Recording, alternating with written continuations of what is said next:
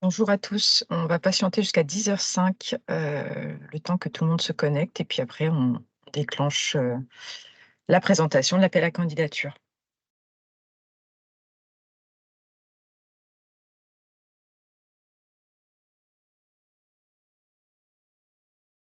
Merci de vous être connectés à l'heure.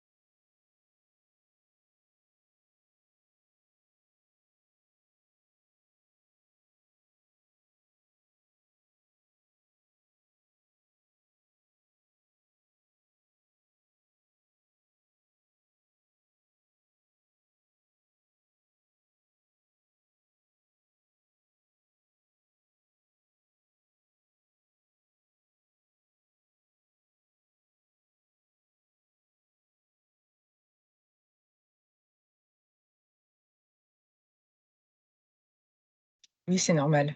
On attend, on fait une petite pause, le temps que tout le monde se connecte. Et là, vous m'entendez?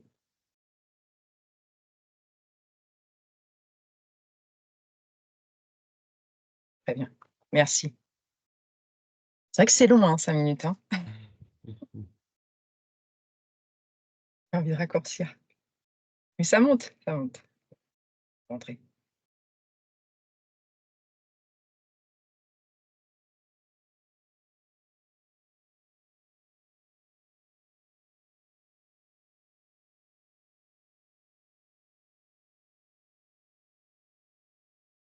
On y va, Kylian? Allez, on peut Allez, débuter. on débute. Bonjour à toutes et à tous. Je suis Kylien Brun, responsable du dispositif Bus de l'entrepreneuriat à BPI France. Merci de vous être connectés. Je vais passer la parole à mes collègues pour une brève présentation.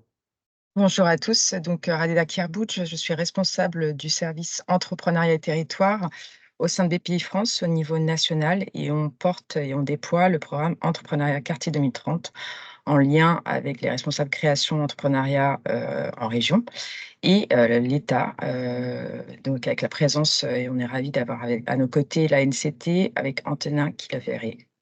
Désolée si j'écorche ton nom à chaque fois. C'est pas, il y a pas de souci, tu l'as bien fait. Antonin Kiléveré, bonjour à toutes et tous, le directeur du programme emploi, formation et développement économique, au sein de l'Agence nationale de cohésion des territoires. Très bien, merci beaucoup. Avant de débuter la présentation, vous pouvez poser vos questions au fur et à mesure. Vous avez dans la barre de tâches sur Teams en haut un petit onglet Q et R, questions et réponses, donc ce qui nous facilitera la tâche pour répondre au fur et à mesure. Voilà, merci beaucoup pour cela. Donc du coup, on va débuter. Donc depuis début avril, depuis le 4 avril, donc on a sorti un certain nombre d'appels à candidature et notamment celui du bus de l'entrepreneuriat. Je vais vous présenter les contours de ce dispositif, les conditions, les critères d'éligibilité et les critères de sélection.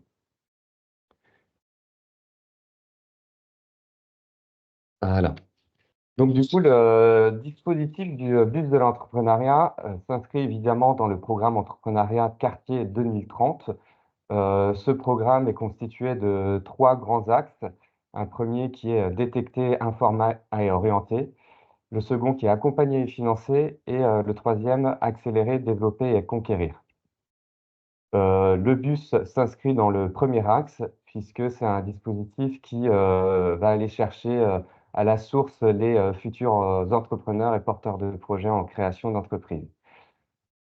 L'ambition et l'objectif, c'est que d'ici, la fin du, programme Entrepreneuriat Quartier 2030, nous puissions avoir 40 bus qui tournent en France métropolitaine et en outre-mer, tout en sachant qu'à ce jour, nous avons déjà 21 bus sur les routes.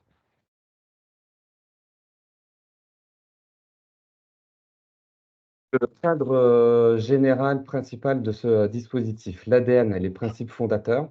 Donc, les bus, ce sont des solutions qui vont permettre d'aller vers les habitants, au plus près des habitants des quartiers prioritaires, afin de pouvoir détecter les intentionnistes, les entrepreneurs en devenir et les entrepreneurs en activité qui sont sur des territoires qui sont éloignés des réseaux d'accompagnement, où ces acteurs sont peu ou pas présents. L'idée est de pouvoir les connecter et les inscrire dans un parcours de création d'entreprise. Donc, c'est un dispositif mobile. En fait, c'est un format, on va dire, food truck. C'est un bureau mobile qui va sillonner le territoire, une zone d'intervention qui sera proposée, définie par le candidat. Ce bureau mobile va créer une programmation afin de pouvoir toucher des quartiers prioritaires de manière récurrente, des permanences récurrentes. L'idée est de pouvoir compléter les dispositifs existants d'entrepreneuriat quartier 2030 afin d'avoir une couverture territoriale, un maillage territorial le plus complet possible. C'est une solution d'accompagnement dans le sens où on va faire de la détection, le chef de projet bus va faire de la détection sur le territoire. Donc détection signifie identification des porteurs de projets et les inscrire dans un parcours de création en s'appuyant sur les partenaires, les acteurs du territoire. C'est pour cela qu'on considère que c'est une solution collaborative, puisque le chef de projet bus, le bus de l'entrepreneuriat va s'inscrire en complémentarité sur un territoire en lien avec les acteurs déjà existants et le bus va pouvoir orienter vers ces acteurs-là. Donc, j'y reviendrai un peu plus en détail tout à l'heure. Et l'articulation est donc l'articulation avec ces acteurs-là, mais aussi le bus doit s'inscrire vraiment dans les politiques publiques locales de développement économique, que ce soit des agglomérations ou de la région. Plus précisément, les objectifs, il y en a 4. Un premier, c'est déjà de pouvoir promouvoir l'offre d'accompagnement des acteurs de l'écosystème. Lorsque le bus de l'entrepreneuriat fera ses tournées sur le territoire, nous invitons le chef de projet à être accompagné d'un partenaire territorial, que ce soit France Travail, que ce soit de manière générale plutôt un acteur de l'accompagnement, enfin qui soit en binôme. Et l'idée, c'est aussi du coup de promouvoir son offre de service sur le territoire, sur les quartiers prioritaires où ce partenaire est peu ou pas implanté. Le bus a vocation à fédérer en fait tous ces acteurs-là afin de pouvoir les aider à avoir un rayonnement sur la zone d'intervention qui aura été définie préalablement par le candidat. Ensuite, le deuxième objectif, comme je l'ai déjà un petit peu expliqué, le bus va faire de la détection et de l'orientation des entrepreneurs vers les réseaux d'accompagnement à la création d'entreprises et vers les acteurs du financement. Quand on parle de détection, on distingue bien détection et sensibilisation.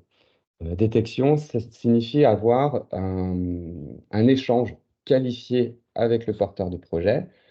On a ses coordonnées, ce qui permet au partenaire de pouvoir reprendre contact avec lui. On a identifié clairement son besoin en termes d'accompagnement.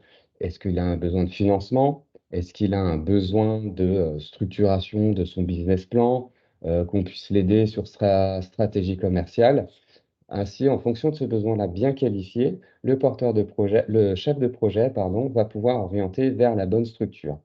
L'enjeu, c'est que ce chef de projet du bus qui va animer ce bus connaisse très bien tous les acteurs du territoire, l'expertise, les connaissances de chacun de ces acteurs-là. Il aura un rôle d'aiguilleur. Et quand je disais qu'on distingue bien de la sensibilisation, en fait, ce sera plutôt lorsqu'on va faire de l'information dans le cadre de forums ou des ateliers collectifs où on n'a pas nécessairement le besoin précis de chacune des personnes qui sont présentes. Le bus, nous, PPI France, on va suivre de près plutôt le nombre de détections qui aura été faites sur le territoire.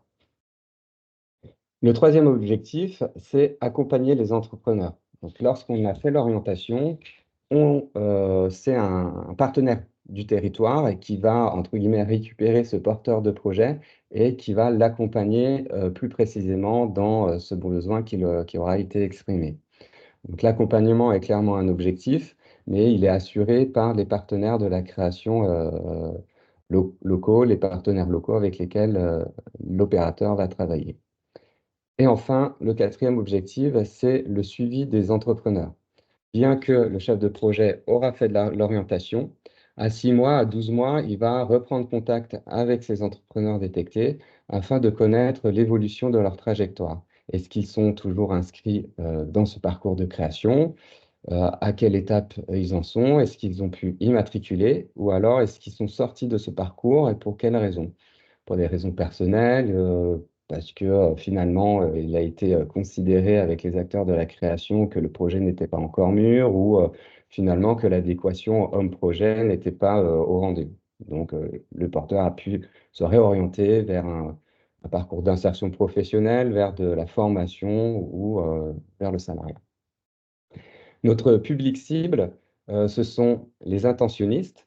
Ce qu'on entend derrière ce terme, ce sont des personnes qui ont une vague idée de création d'entreprise, mais voilà, qui ne savent pas encore où ils vont aller, quelle est la nature de l'entreprise qu'ils vont pouvoir créer. C'est d'aller chercher un premier niveau d'information. Les entrepreneurs en devenir, ce sont des personnes qui sont déjà inscrites dans un parcours ou qui, eux, du moins, ont pu, à minima, structurer, avoir une ébauche de business plan, par exemple, où ils ont les idées un petit peu plus précises sur ce qu'ils souhaitent faire. Les entrepreneurs en activité, le BUS va pouvoir quand même détecter des personnes qui ont déjà immatriculé, qui n'ont pas forcément eu d'accompagnement jusqu'à l'immatriculation, mais ils ont besoin de consolider leur projet, peut-être de réajuster leur offre de produits et de services, de réajuster leur public cible. Voilà, on va pouvoir également les accompagner. Et enfin, le grand public, le bus va participer de manière indirecte à une culture, à une diffusion de la culture entrepreneuriale auprès des habitants des quartiers prioritaires.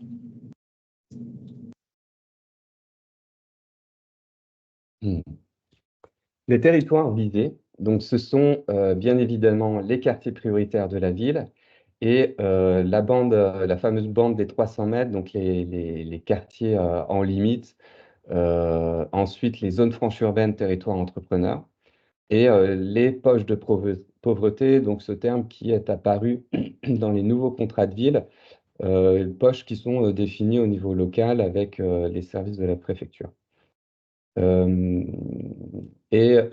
ciblons, pour que le dispositif du bus ait une pertinence, il faut que la zone d'intervention qui va être proposée par le candidat recouvre à minima 30 000 habitants au quartier prioritaire, afin qu'on puisse avoir des tournées pertinentes, assez fournies, on va dire.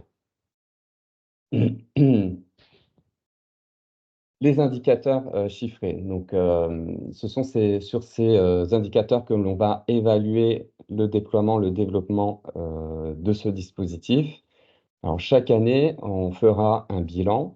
L'idée, c'est que le bus puisse sortir 100 jours en QPV par an. En QPV, ça va être en QPV en limite, en ZFE également. Donc, c'est un chiffre minimum à aller atteindre. Ensuite, il y a 60% des bénéficiaires qui doivent être issus des QPV, QPV en limite, des ZFU. Et dans ces 60%, on va aussi inclure les porteurs de projets qui ne viennent pas des QPV, mais qui souhaitent s'implanter sur ces territoires prioritaires. Ensuite, l'idée, c'est qu'on puisse avoir aussi minimum 300 détections par an, avec donc c'est bien 70% des bénéficiaires en QPV, avec 300 détections minimum par an, surtout la première année, et on attend une progressivité sur le nombre de ces détections.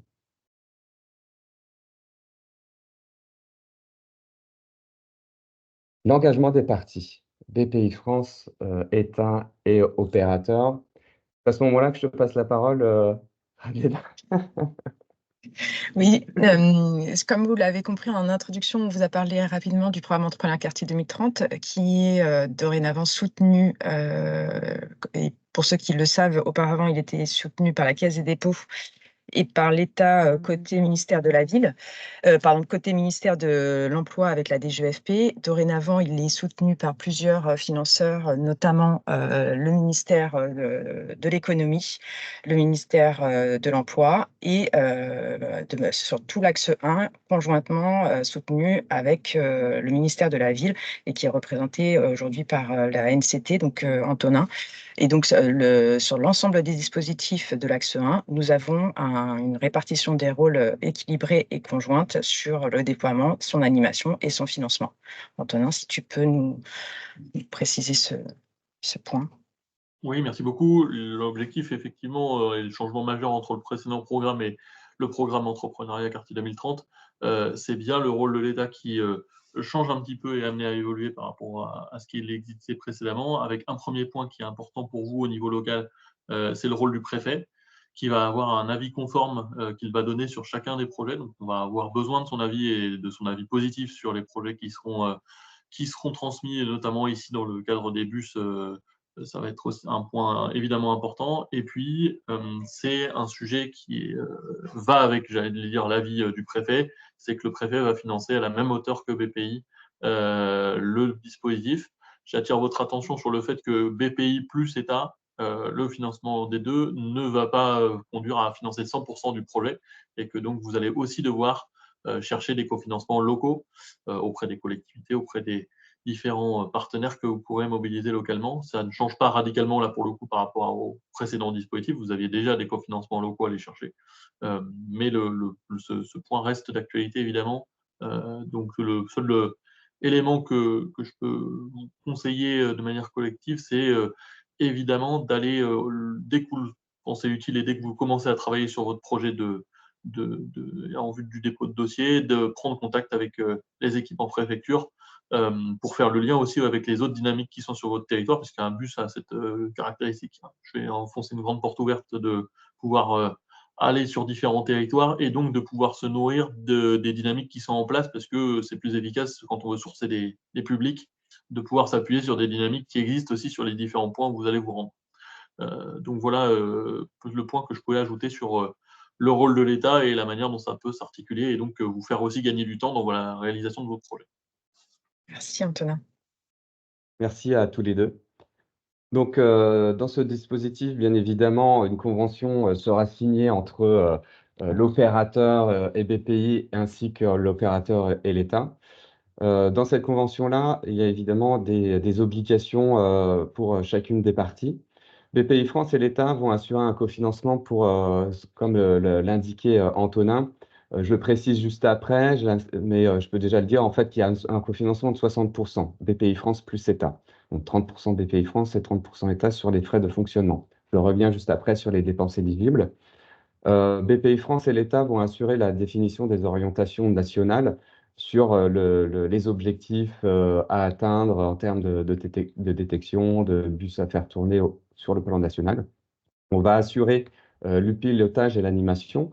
Donc, ce qui veut dire plus concrètement que moi, j'aurai un rôle d'animation de la communauté des opérateurs, des chefs de projet bus, où on va se réunir trimestriellement en visio afin de pouvoir faire le point sur le déploiement du dispositif, afin qu'il n'y ait pas non plus aussi cette sensation d'isolement des chefs de projet sur leur territoire, afin de pouvoir créer du lien, partager des bonnes pratiques, partager des problématiques afin qu'on puisse collectivement pouvoir trouver des solutions. Donc, c'est notamment voilà, sur ces aspects-là.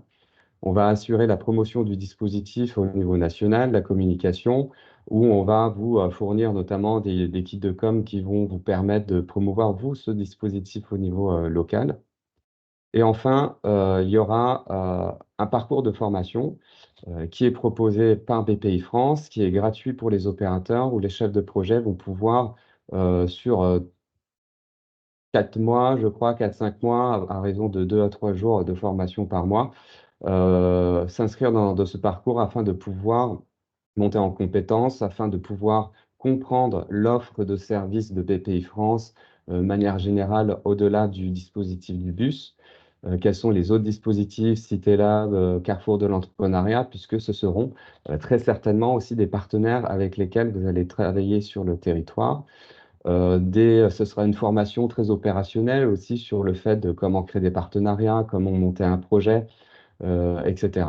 Donc, on va vous donner des outils qui vont permettre aux chefs de projet de pouvoir assurer l'animation de manière la plus sereine possible également. Donc, côté opérateur, en contrepartie du cofinancement et de ces accompagnements-là, l'opérateur, évidemment, s'engage à porter le dispositif au niveau local, à recruter un chef de projet 100% dédié à l'animation de ce dispositif et va évidemment décliner localement les orientations nationales fixées par BPI France et par l'État et bien entendu aussi va être garant de la déclinaison des politiques publiques portées par la région et portées par les agglomérations en termes de développement économique et d'entrepreneuriat. Je le disais tout à l'heure, sur la démarche de coopération et de création de partenariats avec les structures locales, j'insiste bien sur le fait que le bus doit s'inscrire en complémentarité avec les offres de services au niveau local. Donc, que ce soit les autres acteurs de l'accompagnement à la création ou du financement. Donc, il y aura un rôle très important pour le chef de projet de se faire connaître aussi. Et il y aura, au début du déploiement du dispositif, de réaliser, entre guillemets, un porte-à-porte auprès de chacun de ces acteurs-là au niveau local. En contrepartie aussi de ces 60% de financement BPI France et État, l'opérateur va devoir évidemment aller chercher des cofinancements pour les 40 autres pourcents. Et un des critères de sélection est que l'opérateur, le candidat, puisse justifier au moins d'un cofinancement d'une collectivité publique locale. Et enfin, le respect des objectifs que j'ai cités tout à l'heure, les 300 détections minimum par an, les 70% des bénéficiaires issus des QPV et les 100 jours de sortie en QPV minimum. Donc, vous, BPI France et État, évalueront la poursuite du dispositif au regard du respect de ces objectifs-là. Et il y aura également une obligation très importante qui est une obligation de reporting. Chaque opérateur aura accès à un outil de reporting qui va utiliser au quotidien et ce sera un outil de pilotage aussi bien pour les opérateurs que pour BPI France et l'État pour suivre au quotidien de manière quotidienne le déploiement de ce dispositif, réorienter aux besoins l'action. On va pouvoir constater, il y a déjà des premiers bus qui tournent depuis 2021 et on remarque que l'action peut être réajustée parce que sur certains QPV, finalement, la permanence qui aura été définie n'est pas pertinente ou il y a peu de passages. Ce reporting-là, cet outil de pilotage nous permet en fait de retravailler avec les partenaires, avec les cofinanceurs, les tournées qui auront été définies.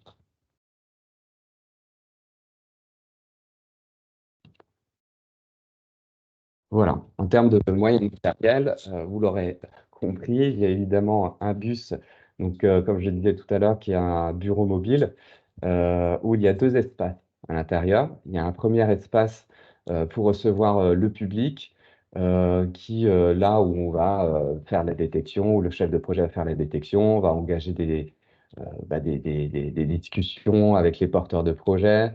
Donc, c'est un endroit où voilà, il y a des banquettes. Enfin, en tout cas, on va pouvoir accueillir de manière très confortable ces porteurs de projets. Il y a également un deuxième espace qui est un bureau qui permettra d'avoir des échanges face à face, peut-être plus confidentiels, avec ces porteurs de projets. D'où l'intérêt aussi, comme je disais tout à l'heure, d'assurer ces permanences-là avec un acteur du territoire. Lorsque le chef de projet bus fait de la détection, s'il y a un acteur, par exemple, de financement, il va déjà pouvoir en direct apporter des réponses et peut-être dans un cadre confidentiel. Donc, ils pourront utiliser ce bureau dans ce bus. Donc, c'est un utilitaire de moins de 3,5 tonnes qui peut être conduit avec un permis B. Il a comment dire, un gabarit qui permet quand même de pouvoir stationner dans des zones urbaines et de pouvoir voilà, se déplacer dans ces zones-là denses. À l'avant, donc il y a 3 places qui permettent d'accueillir encore une fois ces partenaires aux côtés du chef de projet bus. Et élément très important, je le dis tout de suite, ce bus est équipé de batteries hein, qui permettent d'assurer le système électrique pour brancher les ordinateurs, la machine à café, pour faire fonctionner le Wi-Fi, etc. Et ces batteries-là, le bus doit être rechargé chaque soir. Là, pour certains opérateurs, on remarque que du coup, voilà, le lieu de parking, de stationnement n'est pas tout à fait défini, n'avait pas forcément été réfléchi préalablement. Donc, c'est un élément important à avoir en tête afin de pouvoir brancher le bus tous les soirs, afin d'assurer une qualité de service.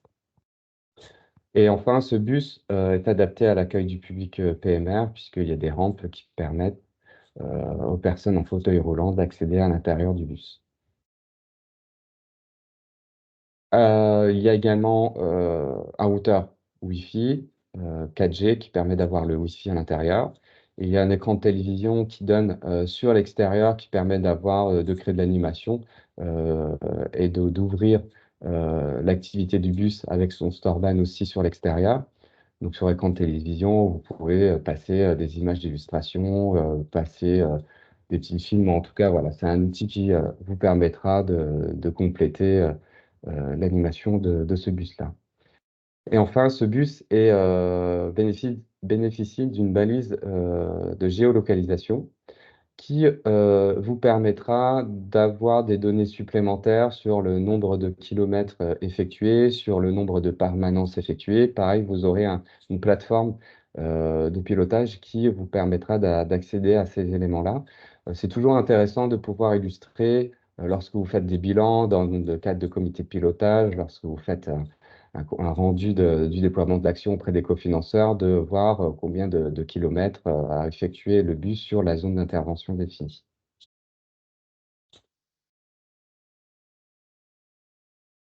Donc les moyens humains, j'en ai déjà parlé un petit peu tout à l'heure.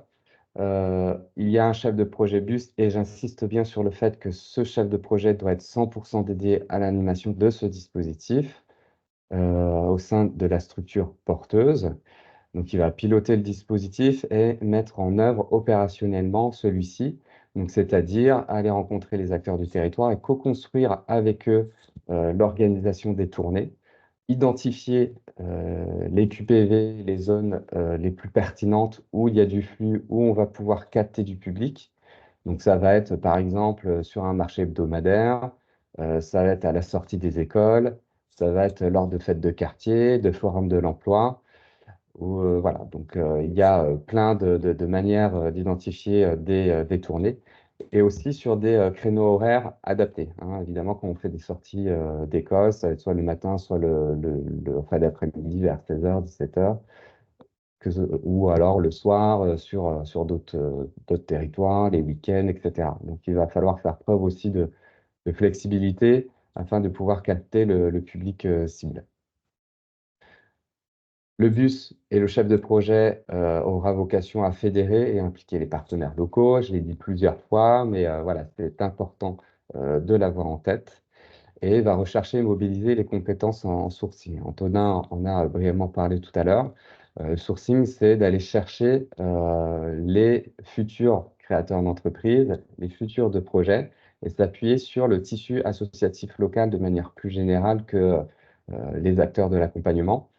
Le bus va intervenir sur les QPV et l'idée, c'est que le chef de projet bus aussi se fasse connaître auprès de ce tissu associatif local, que ce soit les associations sportives, les associations culturelles, etc., qui vont pouvoir aussi faire la promotion de ce dispositif auprès de leurs bénévoles, de leurs adhérents, et aura un rôle aussi de prescripteur.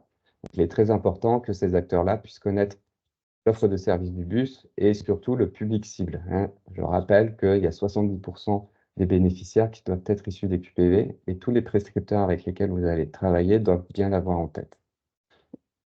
Et voilà, donc les partenaires, je l'ai dit, c'est l'écosystème de la création d'entreprises, les acteurs de l'emploi, hein. Beaucoup de bus aujourd'hui travaillent avec France Travail. Les entreprises, des permanences peuvent être assurées aussi avec des cabinets comptables, des cabinets juridiques qui peuvent apporter aussi d'autres éléments d'information aux questions que se posent les porteurs de projets. Et bien entendu, les collectivités avec lesquelles vous allez travailler, donc acteurs très importants, puisque lorsque vous allez organiser les tournées, il va falloir préalablement déposer des demandes d'autorisation d'occupation de l'espace public. Donc, selon les collectivités, ça peut prendre plusieurs semaines, plusieurs mois, donc c'est des choses qui sont à anticiper absolument.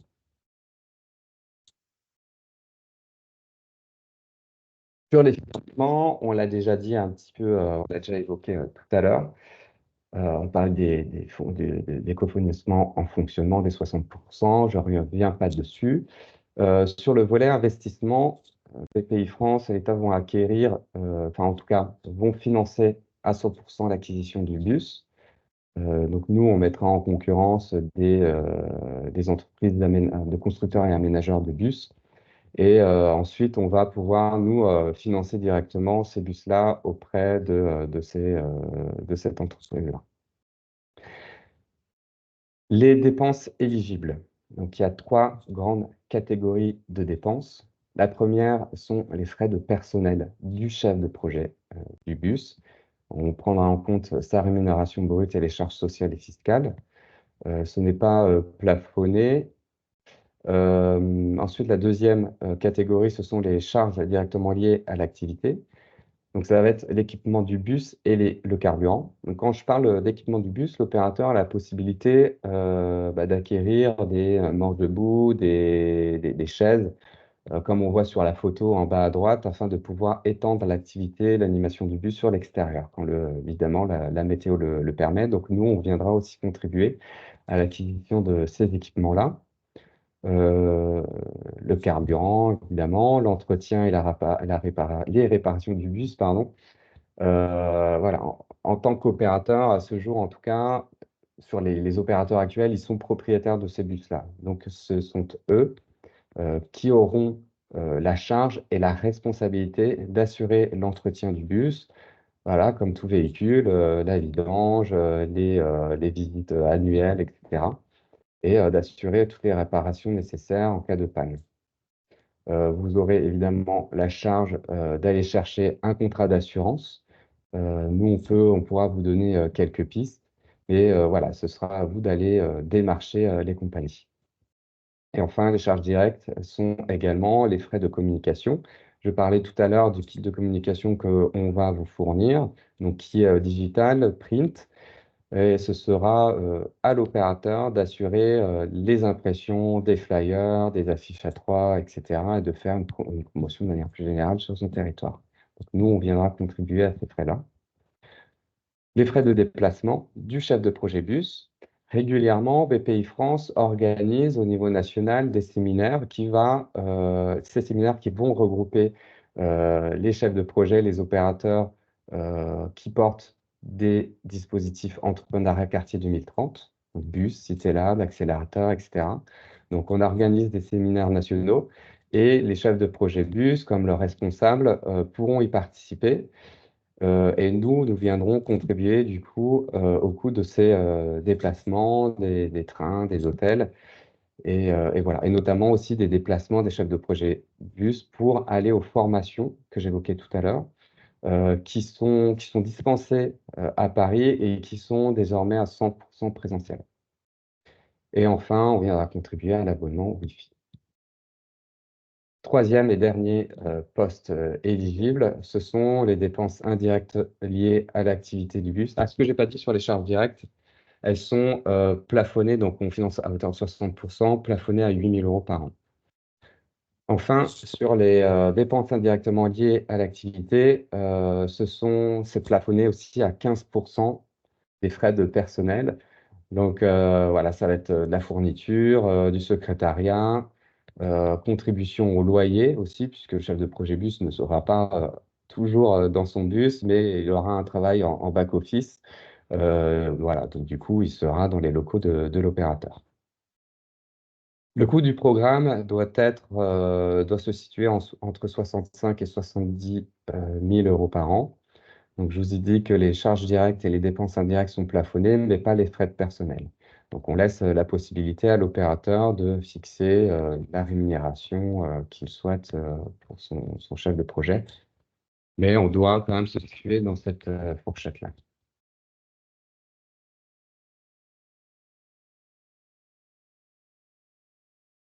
Ensuite, les retombées attendues. Donc, ce dispositif, comme tous les dispositifs entrepreneuriat quartier 2030, a vocation à stimuler la création d'entreprises in fine. Mais préalablement, donc nous souhaitons pouvoir augmenter la détection des projets en QPV. Vous l'aurez compris, hein, le bus intervient vraiment dans le parcours de formation. C'est la première brique qui va faire la détection de l'émergence. Donc l'idée, c'est de pouvoir aller favoriser, enfin augmenter cette détection-là de projets en QPV, enfin, de pouvoir mettre le pied à l'étrier des porteurs de projets. Cet accompagnement, cette orientation qui aboutit sur un accompagnement doit pouvoir augmenter le taux de transformation des projets en création d'activités et augmenter le taux de survie des entreprises. Les 3 premières années, ce sont des années charnières. Et l'idée, même si l'immatriculation a été faite, c'est qu'on puisse consolider leur projet, leur entreprise, afin d'améliorer ce taux de survie. Il a été constaté aussi qu'un accompagnement d'un porteur de projet favorise l'accès au financement bancaire. Donc évidemment, voilà, donc, on accompagne ce porteur de projet dans son business plan qui permet de, comment dire, oui, de faciliter l'accès à ces crédits bancaires et d'avoir et d'être sérieux, entre guillemets, auprès du banquier. La coopération accrue des partenaires de l'écosystème de l'entrepreneuriat, j'en reviens dessus, mais c'est très important de l'avoir. Et je le disais aussi tout à l'heure, c'est une diffusion d'une culture de l'entrepreneuriat, je le disais auprès des habitants, mais aussi auprès des décideurs et des prescripteurs issus des QPV. Tout à l'heure, je l'évoquais, les tissus associatifs, voire même les commerçants du quartier, qui peuvent voilà, évoquer ce dispositif auprès des clients. Et enfin, les retombées, c'est aussi le recueil des données d'activité fiables à travers l'outil de pilotage que j'évoquais tout à l'heure. C'est un extranet que le chef de projet bus va devoir remplir quotidiennement. Chaque détection, chaque porteur de projet qui aura été rencontré par le chef de projet devra faire l'objet d'une fiche entrepreneur dans cet extranet-là où on va collecter ses données, ses besoins et son profil socio-économique. Et cette fiche-là, via l'extranet, sera transmise aux partenaires qui vont assurer l'accompagnement futur. Et ces partenaires-là vont aussi s'appuyer sur cet outil-là pour venir compléter, amender la fiche entrepreneur pour qu'on puisse avoir un suivi sur le long cours du parcours et de la trajectoire.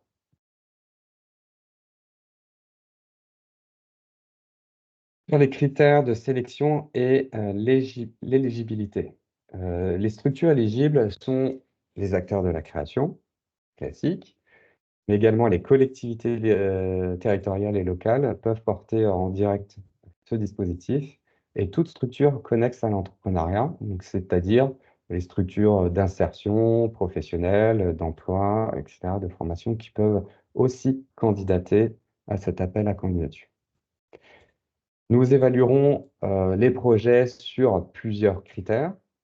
La structure va devoir prouver sa motivation à porter ce dispositif, à montrer son ancrage territorial, ou en tout cas comment elle envisage de pouvoir s'implanter sur les territoires sur lesquels elle n'intervient pas encore.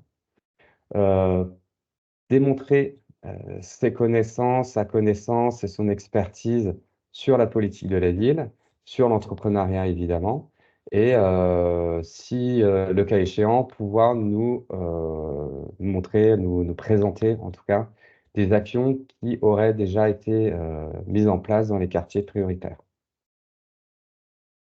Ensuite, le troisième critère est la pertinence du territoire d'intervention. Je le disais tout à l'heure, charge au candidat de nous proposer ce territoire d'intervention. Ça peut être à l'échelle d'une métropole, comme on l'a aujourd'hui à titre d'exemple sur la métropole de Rouen ou sur la métropole de Montpellier. Mais aussi, ça peut être à une échelle départementale ou à l'échelle de plusieurs départements. BGE Bretagne, par exemple, porte un dispositif du bus sur le Finistère et le Morbihan et est en capacité de pouvoir proposer des permanences détournées à l'échelle de ces territoires-là. Donc, ça peut être 2 ou 3 départements. L'expérience que nous avons menée nous prouve qu'une échelle régionale est beaucoup trop grande pour pouvoir assurer une récurrence dans les permanences, pour pouvoir assurer une bonne connaissance de ce dispositif au niveau du territoire. Donc voilà, on ne vous le conseille pas. Quatrième point, c'est la stratégie de déploiement du bus, c'est de nous prouver comment l'opérateur, le candidat, va pouvoir se faire connaître, déployer le dispositif sur les territoires en s'appuyant sur quel acteur, quelle collectivité, etc., sur quel calendrier. Voilà, l'idée, c'est de pouvoir nous prouver que vous êtes suffisamment armé, en tout cas, pour pouvoir déployer ce dispositif. Quelle est la stratégie de communication? Hein? J'ai beaucoup évoqué le fait que le bus doit être connu, doit se faire connaître. Quels sont les canaux de communication sur lesquels vous allez vous appuyer pour, voilà, pour déployer et pour exploiter ce bus au long cours? Quelles sont vos ambitions et vos objectifs? On a donné un cadre tout à l'heure de 300 détections au minimum, mais vous avez la possibilité de pouvoir proposer d'autres ambitions ou d'autres objectifs. Et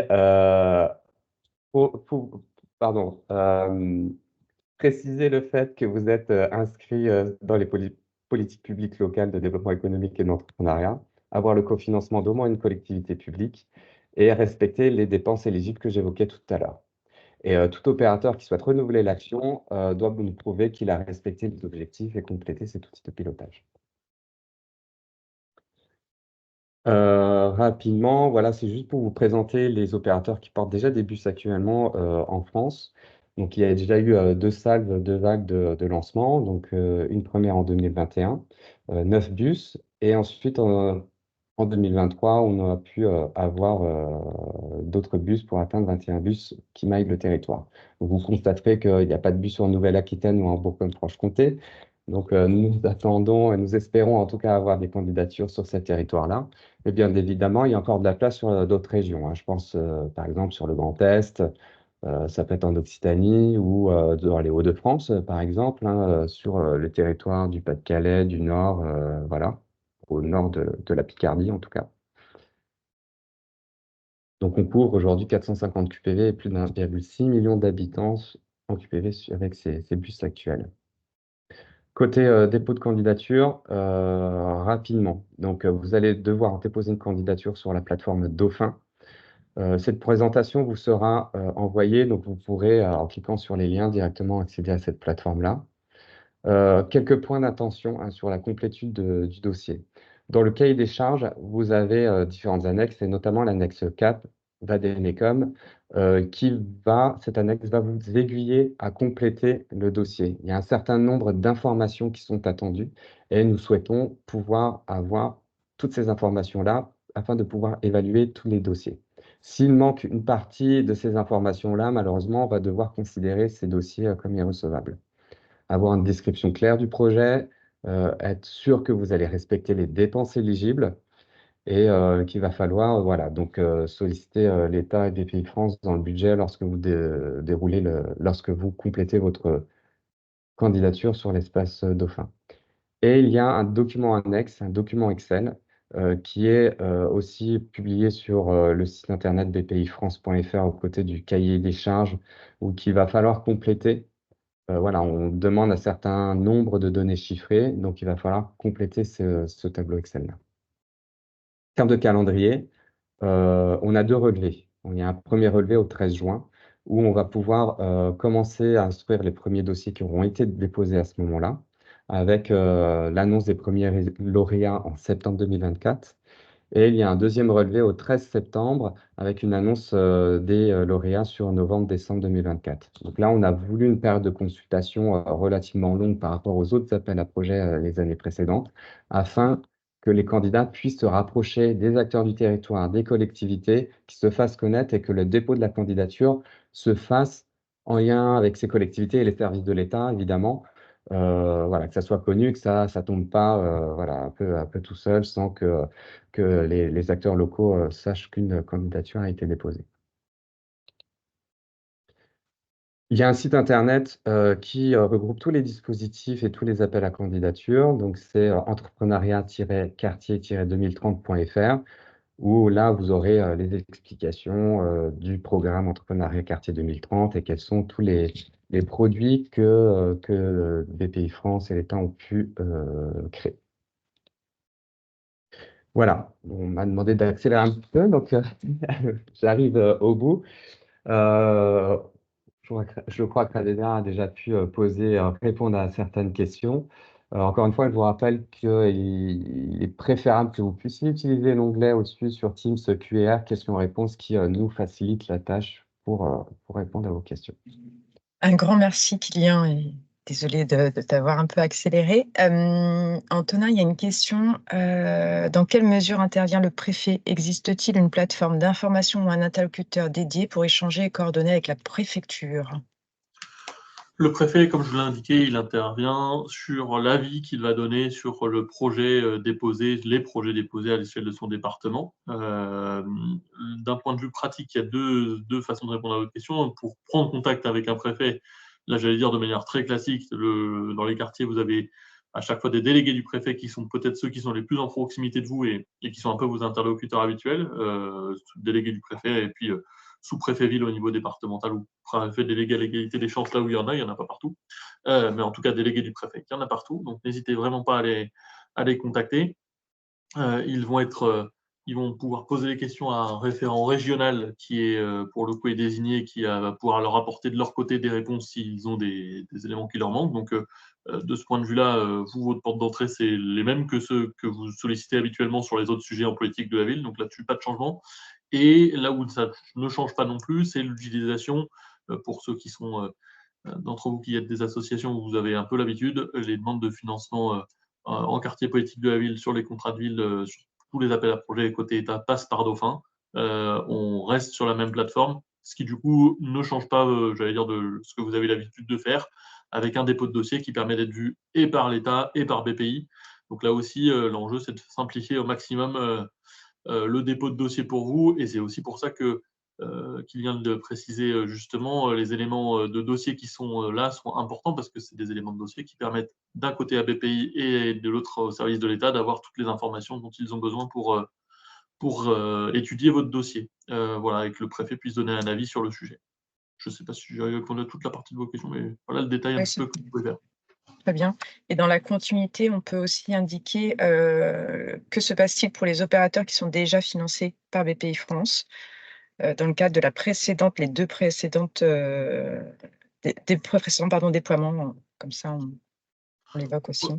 Là aussi, on est sur une année de déploiement du programme Entrepreneuriat Quartier 2030, donc on invite évidemment l'ensemble de ceux qui ont déjà un portage ici de bus et puis des autres objets existants par ailleurs à se faire connaître pour pouvoir, dans le cadre des appels à candidature, redéposer, ce qui vous permet aussi d'avoir une forme de continuité par rapport à ce que vous avez fait et surtout, et c'est le même enjeu pour tout le monde, hein, que vous ayez déposé ou pas précédemment, que vous pilotiez ou pas un objet précédemment, faites-vous connaître. Alors, auprès des référents BPI, normalement, c'est déjà fait, notamment pour ceux qui connaissent déjà les dispositifs dont on parle là.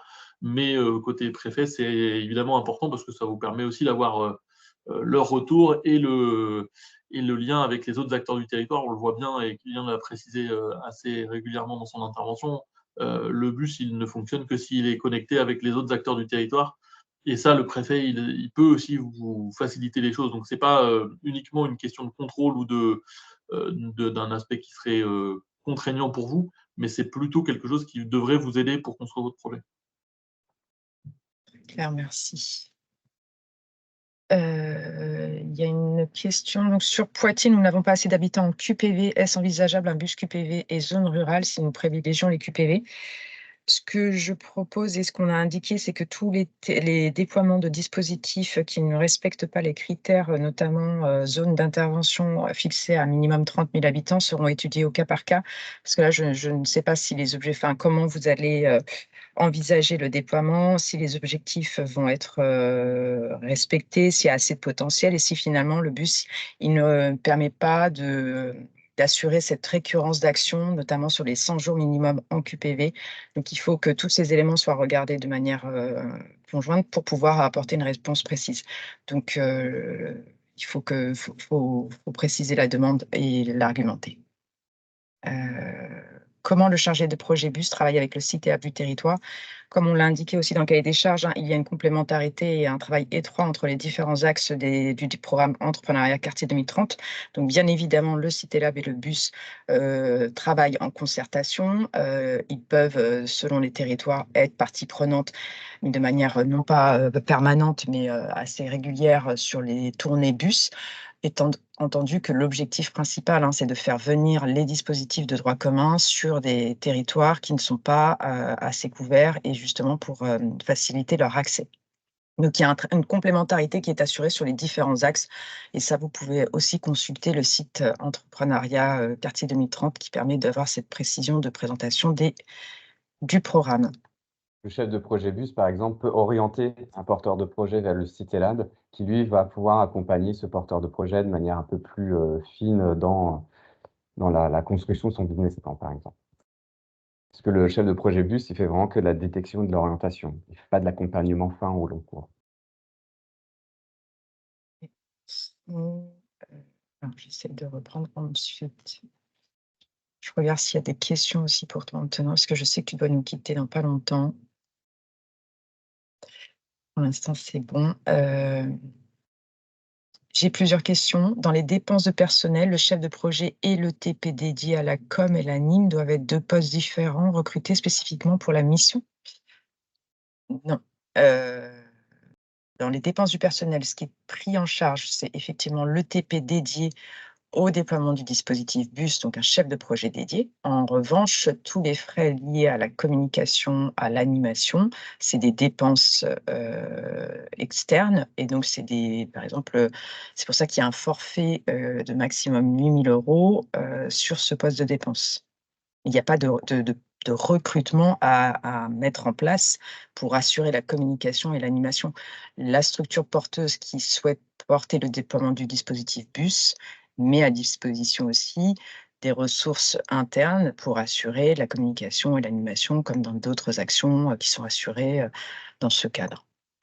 En espérant avoir été claire.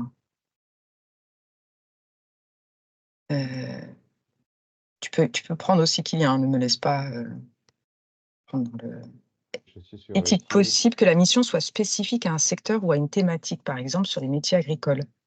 En quartier, il faudra le démontrer.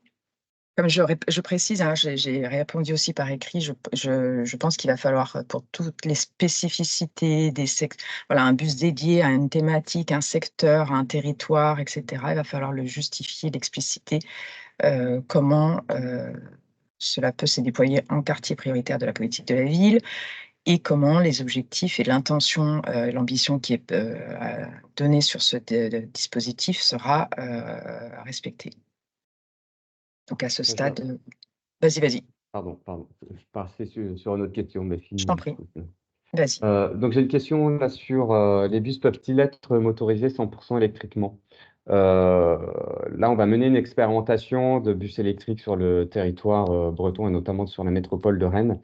Il faut savoir qu'on a des contraintes, techniques et des limites techniques où, un bus 100 électrique, en fait, a une autonomie très faible de 100-150 km, qui du coup, de fait, ne peut pas intervenir sur un périmètre, une zone d'intervention au-delà d'une ville ou d'une métropole.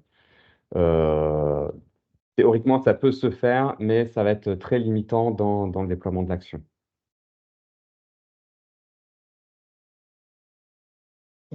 Ensuite, heu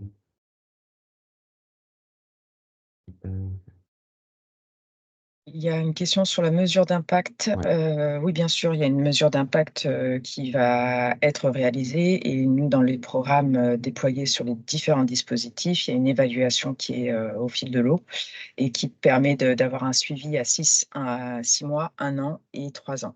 Donc, bien évidemment que tout ce qui est porté par, BPIFrance et l'État fait l'objet d'une attention et c'est pour ça qu'on met en place des outils dédiés, qu'on est assez, regardant et on demande à ce que tous les opérateurs respectent bien la complétude des éléments pour pouvoir justifier et nous permettre d'analyser et de vérifier que l'usage des fonds, réponde bien aux objectifs qui nous ont été donnés.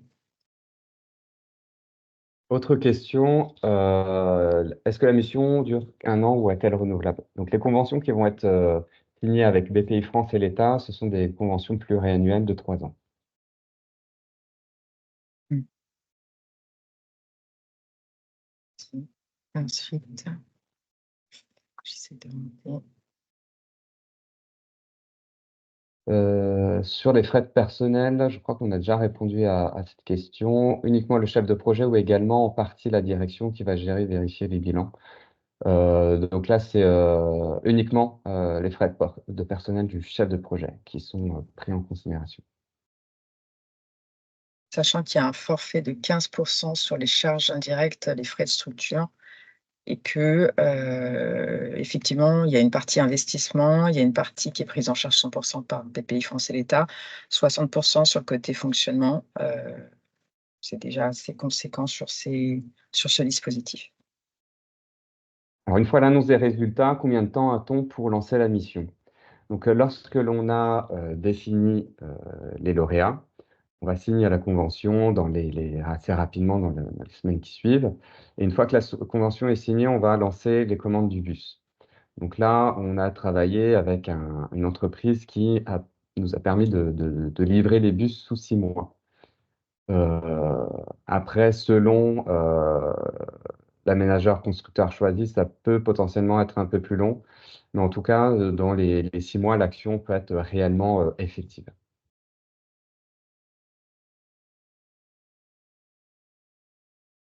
Alors, est-il possible de candidater sur un lot de bus sur plusieurs territoires, départements, régions? Alors, nous incitons les candidats à candidater pour un seul bus, dans un premier temps, parce que c'est comme déjà assez lourd, à lancer, à porter. Si vous avez plusieurs bus, d'un coup, ça risquerait d'être un petit peu, compliqué.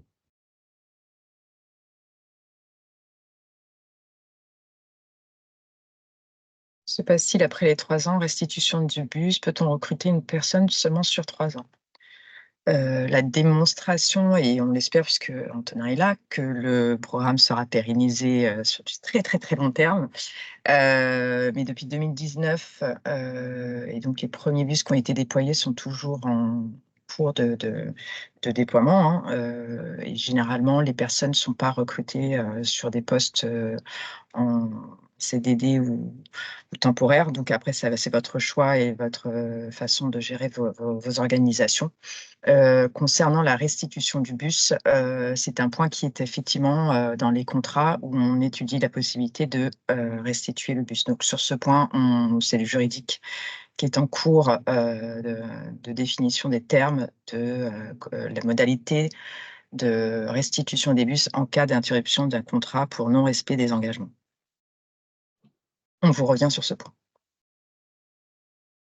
Autre question, je représente un programme national d'accompagnement des femmes en QPV vers l'entrepreneuriat de HEC Paris. De ce que je vois, nous n'avons pas assez de ressources humaines pour être opérateurs, mais comment peut-on être impliqué en tant que partenaire de l'écosystème pour faire venir notre offre dans le but? Hem, donc il va falloir, savoir si, une structure, donc c'est au niveau national.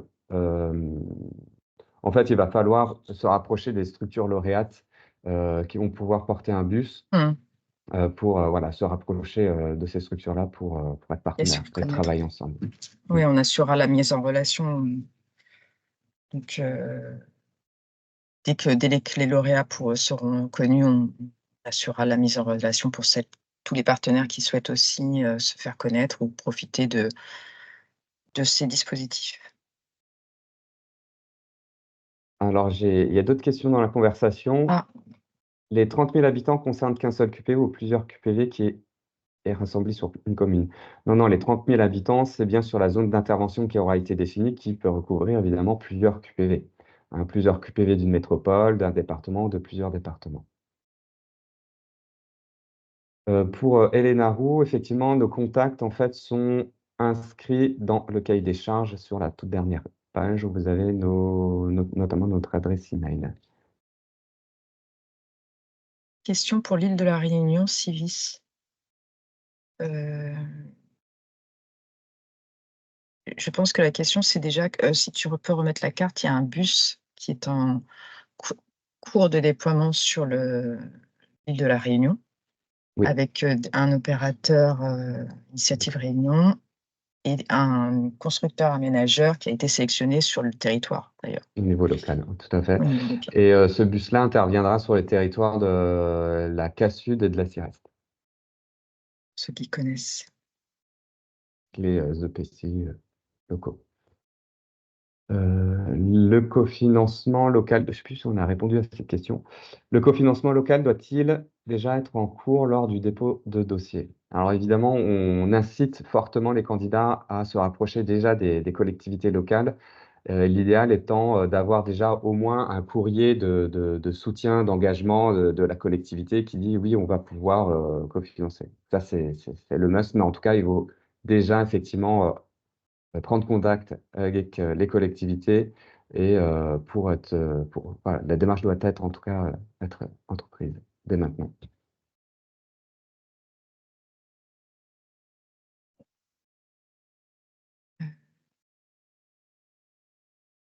Voilà. Est-il Mmh. possible d'être en convention pluriannuelle sur les 3 ans et de faire un département, une zone différente, par an? Et comment gérer un éventuel changement de chef de projet au cours de la mission? C'est comme dans tout di alors je vais répondre sur déjà la deuxième partie, comme tout dispositif, hein, et ce que vivent, n'importe quelle structure, hein. Quand on est, sur la partie RH, il est possible qu'il y ait une démission, une rupture, voilà, et donc ben, le temps de trouver un recrutement, bah, la mise sur le contrat, court. Soit il est prorogé pour permettre la poursuite de la mission, soit on refait une nouvelle convention, mais voilà, il y a pas de c'est la vie naturelle d'un contrat, et de déploiement d'un dispositif, de manière assez naturelle. Et est-il possible d'être en convention pluriannuelle et de faire différentes zones? Ça, c'est un point sur lequel on va vous revenir. Ça me paraît, il est possible d'avoir des élargissements de territoire, en concertation avec les financeurs et d'avoir différentes régions, ça structure enfin, j'ai du mal à voir la la cohérence. Antonin, tu voulais dire un petit mot? Ça me permet de mettre un petit complément peut-être, alors pas forcément sur cette question-là spécifiquement, Mmh, mais de fait, on peut avoir effectivement des bus qui vont sur des départements, pas forcément rester sur le même département. Donc ça peut poser la question de qui je contacte au niveau préfectoral, dès lors que je change de département. mmh. Heu, à défaut, c'est plutôt le département d'où vous partez, en tout cas de votre point de départ qui va être le plus pertinent a priori pour commencer les discussions. Et par ailleurs, je vous l'ai dit tout à l'heure, des référents au niveau régional côté État qui suivent le sujet. Et donc du coup, si il devait y avoir plusieurs départements couverts, ça pourrait être aussi un objet pour eux sur lequel ils vont prendre le relais en lien avec leurs équipes, les équipes locales, pour pouvoir vous répondre et trouver le bon fonctionnement. Donc là aussi, en fonction de votre projet, ça va dépendre à chaque fois des territoires, hein, mais si votre projet, je pense à la Bretagne par exemple, est de faire sur 2 départements ou 3, 2 déjà c'est pas mal, mais 3 peut-être, j'en sais rien, on verra. Ça dépend de vos projets. Pour le coup, là, il y aura cet enjeu de pouvoir faire le lien avec les équipes du préfet de région parce qu'à ce stade, c'est plutôt à ce niveau-là que ça sera pertinent. Donc là aussi, on pourra faire le lien au niveau départemental, c'est plutôt votre porte d'entrée immédiate, puis au niveau régional en fonction de vos projets. Et sauf à ce qu'il y ait d'autres questions, je vais devoir vous laisser de mon côté. Merci Mais beaucoup, on Antonin. reste à Merci votre Antonin. disposition évidemment. Merci à vous 2 et merci à tous. Alors j'ai pas l'impression qu'il y ait de nouvelles questions. Il y a une question, mais j'étais en train d'écrire. Nous avons déposé un dossier auprès de BPI pour une demande de financement CitéLab en attente de réponse pour le moment. Peut-on nous positionner sur cette AP également, d'autant plus que vous précisez qu'il faut du lien? Ce que je vous propose, c'est déjà de m'adresser un mail parce que je ne vois pas qui vous êtes, et je ne vois pas quel territoire cela concerne, pour essayer de voir déjà sur cette partie-là où est-ce qu'on en est. Mais rien ne vous empêche, de candidater toutefois à l'appel à candidature, et de préciser que, la demande de financement est en cours et que comment vous envisagez ce lien entre le dispositif CitéLab et le dispositif BUS. Mais si vous avez la gentillesse de m'envoyer un petit mail pour me dire, qui vous êtes, notamment la structure, et le territoire, s'il vous plaît. Donc encore une fois, vous allez pouvoir retrouver nos coordonnées dans le cahier des charges sur la toute dernière page. Merci beaucoup. Je crois qu'on est pas mal. Et j'ai répondu à Pierre Alain. Un bus peut-il être porté par un consortium, voire un carrefour de l'entrepreneuriat? Oui. De ne pas avoir vu ma réponse. Merci à tous. Il n'y a pas d'autres questions. Je viens de voir une nouvelle publication. Avec plaisir, merci. Merci. Merci à tous pour votre écoute, votre présence. Merci beaucoup, Kylian, pour cette excellente Merci à toi présentation. également. Donc voilà, donc on reste disponible pour toutes questions et toutes les questions qui ont été posées aujourd'hui, on va les regrouper dans une foire aux questions, une fois qui sera publiée sur bpifrance.fr.